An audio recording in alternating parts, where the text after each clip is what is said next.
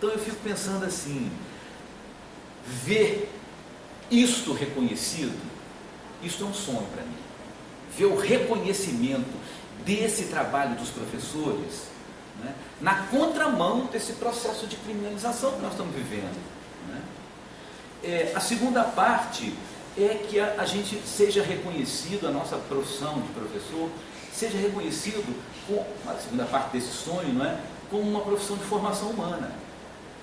A nossa profissão, formar um professor não é a mesma coisa que formar um engenheiro, porque o engenheiro lida com objetos, o arquiteto lida com objetos, não é? O químico lida com objetos, mas o professor lida com pessoas, como o médico também lida com pessoas, não é? Então, assim, compreender essa formação como uma formação, esse sentido da profissão como um sentido muito especial. Ser professor e formar professor não é qualquer coisa equiparável a qualquer outra profissão ou qualquer outra formação. Coloco na mesma condição da formação do médico. E eu quero chamar os médicos para virem conversar com a gente, porque se nós somos hoje a bola da vez, eles podem estar certos que eles serão a próxima.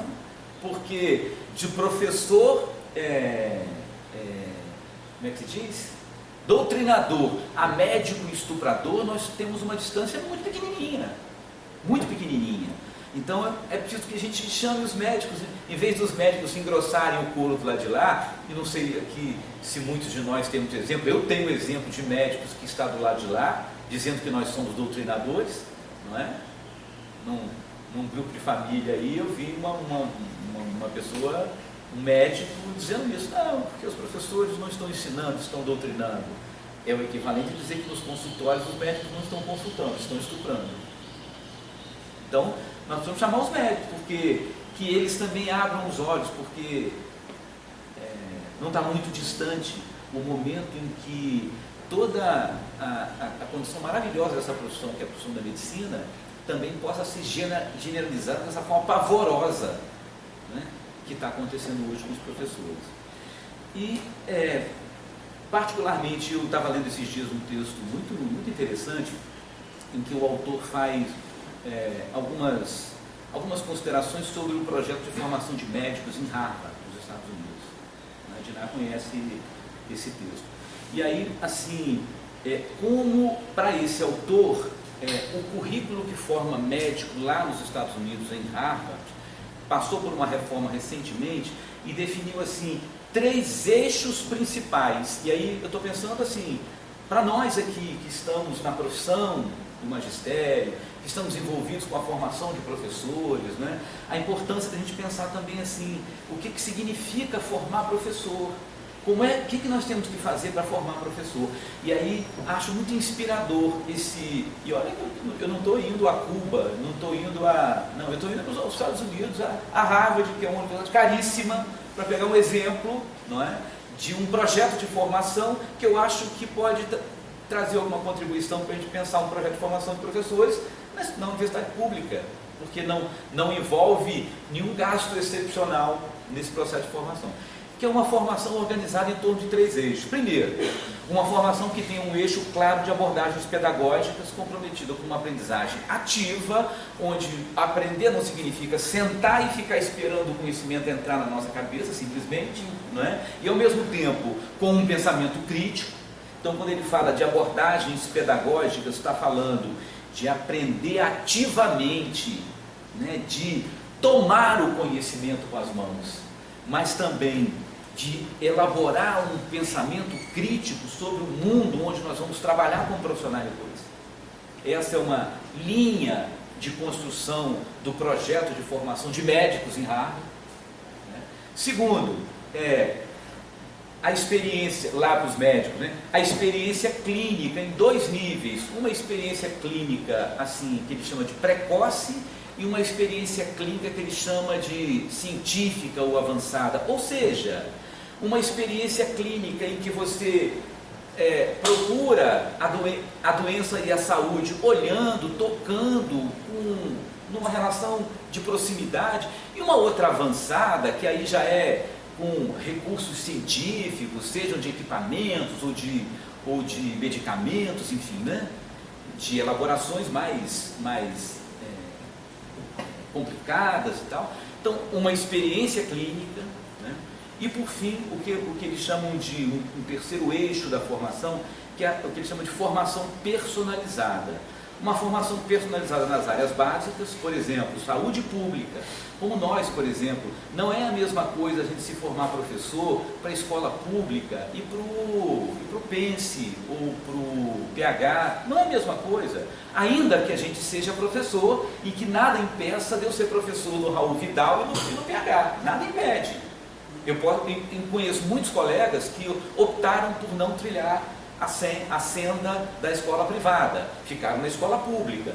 Tem inclusive um artigo que eu escrevi com o Fernando há uns anos atrás, entrevistando uma professora no Rio, em que ela diz o tempo todo: eu nunca quis trabalhar na escola privada porque o meu projeto de vida é na escola pública. Eu venho da escola pública e eu quis isso para a minha vida. Ela reafirma isso muito insistentemente. Olha, mas não significa que a gente aqui na formação não deva pensar nisso, né? O que significa a gente se formar como professor para a escola pública? Qual é a especificidade de trabalho? De se formar pensando nisso e pensando nas escolas privadas. Não que a gente não queira que os nossos alunos, os futuros professores, trabalhem na escola privada, não é isso, não é? Mas é a gente qualificar um pouquinho a reflexão sobre esse processo de formação. E a outra questão dentro dessa formação personalizada, que é formar na relação com a população.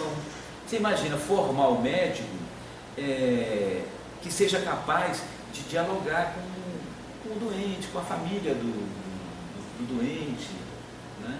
Que é uma outra questão também fundamental para a gente na educação, né?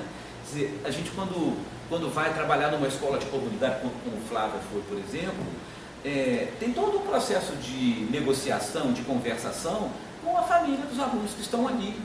Então a gente precisa saber, e eu acho que isso precisa entrar mais na nossa formação, né? Como é que a gente faz para conversar, para dialogar e para se aproximar. Que estratégias nós usamos para nos aproximarmos das famílias dos nossos alunos, né?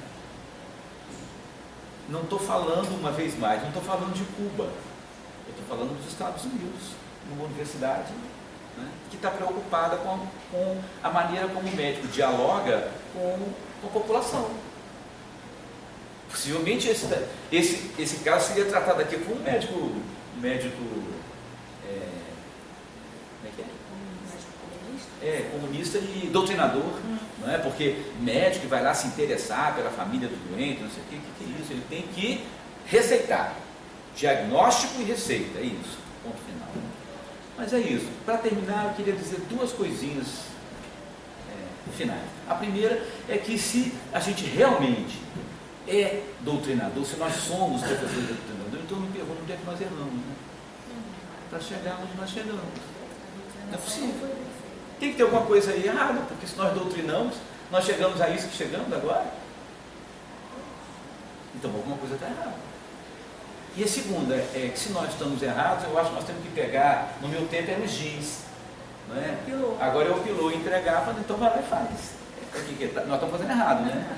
Então vai lá e mostra como é que faz, para a gente aprender. Porque a maneira como nós estamos fazendo não está satisfeito, né? Não tem defeito. É isso. Acho que a gente, repito uma vez mais, não é o fim do mundo, nós não estamos no fim do mundo, não temos que perder a fé na humanidade, não temos que perder a fé na humanidade. A gente tem uma batalha que não é simples pela frente, não é? Mas essas batalhas, ou batalhas como essas, já foram enfrentadas em outros momentos e foram ultrapassadas.